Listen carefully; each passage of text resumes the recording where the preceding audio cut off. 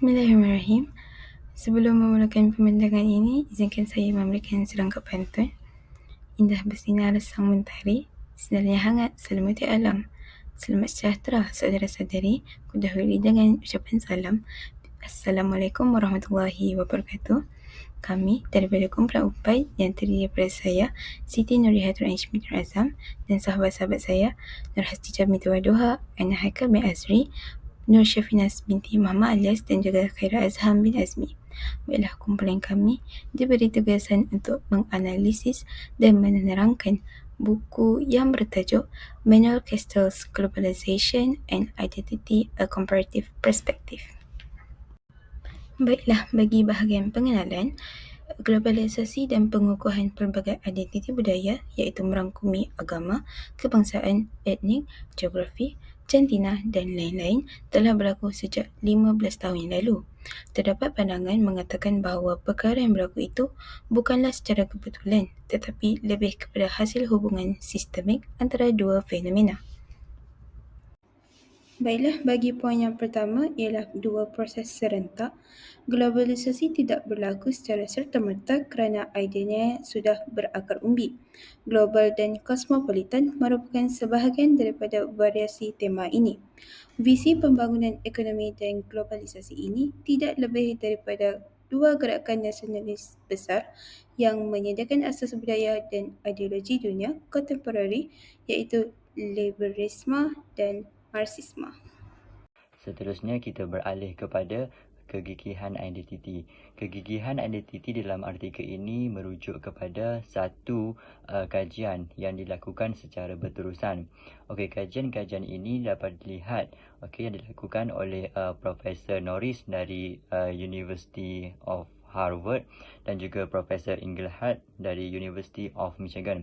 Kedua-dua profesor ini dia membuat kajian mengenai identiti di dunia seperti survei data daripada Profesor Norris, dan daripada survei ini dapatlah kita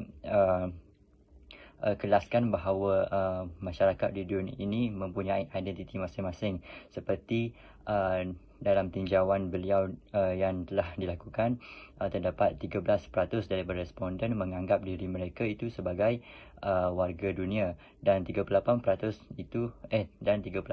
daripada mereka mengutamakan negara bangsa mereka, dan selebihnya iaitu 49% mengutamakan identiti tempatan atau wilayah. Daripada kedua-dua tinjauan ini dapatlah kita kaitkan bahawa identiti yang dibina secara budaya merupakan cara orang itu berfikir tentang sesuatu perkara, dan juga tinjauan nilai dunia ini menjadi dorongan yang hebat kepada kita semua untuk menilai ataupun mengetahui identiti sendiri.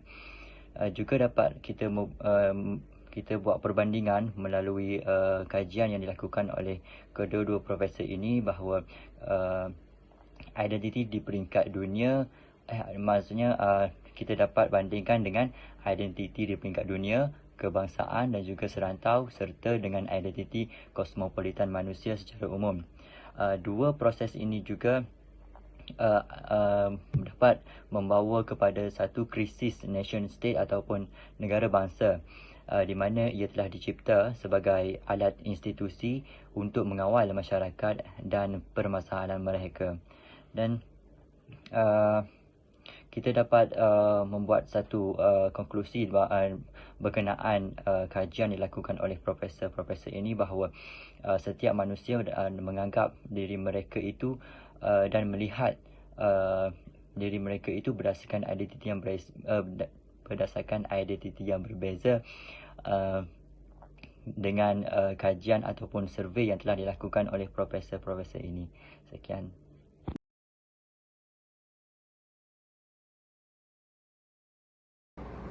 Okey, saya akan menyambung pembincangan. Seterusnya kita bergerak kepada bab 4 ataupun topik 4, iaitu kemunculan jati diri.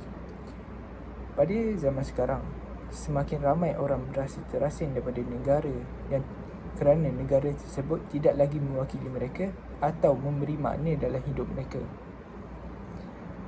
Oleh itu, mereka berusaha untuk mewujudkan identiti kolektif berdasarkan asas sejarah.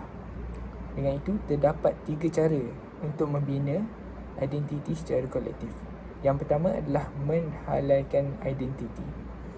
Sebagai contoh, identiti kebangsaan Perancis yang menekankan bahawa ia dibina oleh negara tersebut dan bukannya sebaliknya. Negara Perancis adalah contoh unik identiti kebangsaan Eropah kerana identiti mereka dipasukan secara berkesan oleh negara tersebut. Dan identiti ini dicapai melalui satu cara, iaitu penindasan. Yang kedua adalah identiti berasaskan rintangan. Kumpulan tertentu yang merasa terpinggir atau ditolak ke pinggir oleh masyarakat daripada segi budaya, politik ataupun sosial akan menggunakan sejarah atau pengenalan diri mereka untuk membentuk satu identiti berasaskan rintangan. Dan yang terakhir adalah identiti berasaskan projek. Proses pengenalan diri mereka dan pengaruh yang mereka gunakan seperti komponen budaya, sejarah dan geografi. Identiti ini berbeza dan tidak boleh ditukar dengan mudah. Okey, baiklah, kita beralih kepada identiti agama dan juga identiti nasional. Yang pertama, identiti agama, di mana identiti agama tidak lagi penting di Eropah. Contohnya, di Catalonia telah menandakan sebanyak 5% daripada negara ini telah pun menganut agama gereja, agama Kristian. Ramai intelektual Eropah yang menghapuskan identiti agama ini. Hal ini demikian kerana kejahilan daripada memandang identiti agama ini tersendiri. Hal ini turut berlaku di negara-negara Arab di sepanjang pantai selatan dan timur Mediterranean. Umumnya, agama memberikan identiti yang berbeza berdasarkan legitimasi sesebuah negara tersebut. Mengenai dunia Islam secara khusus, projek membina negara Arab bertentangan dengan prinsip ummah yang penganutnya tidak dinyatakan dalam negara. Walau bagaimanapun, nasionalisme merupakan satu kutukan kepada ummah.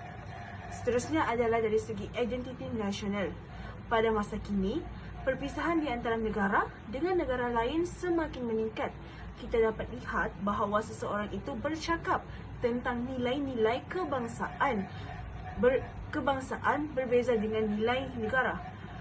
Hal ini kita dapat lihat berlakunya sikap etnosentrik dalam masyarakat. Negara yang menafikan peluang untuk membentuk negara mereka sendiri seperti Catalonia, Scotland, Quebec, dan juga negara kuat seperti Perancis merasa hilang dalam dunia yang semakin global ini. Eropah pernah satu hari mengalami ketidakstabilan politik ataupun pergolakan politik kerana kesannya berlaku peningkatan dalam sokongan gerak ekstrim politik, iaitu parti sayap kanan Belanda dan juga Perancis adalah contoh yang terbaik yang boleh kita lihat mengenai semangat nasionalisme yang ditanam dalam sesebuah negara tersebut. Idea untuk membina negara semula sebagai ekspresi negara telah menimbulkan pelbagai isu tentang identiti nasional tersebut.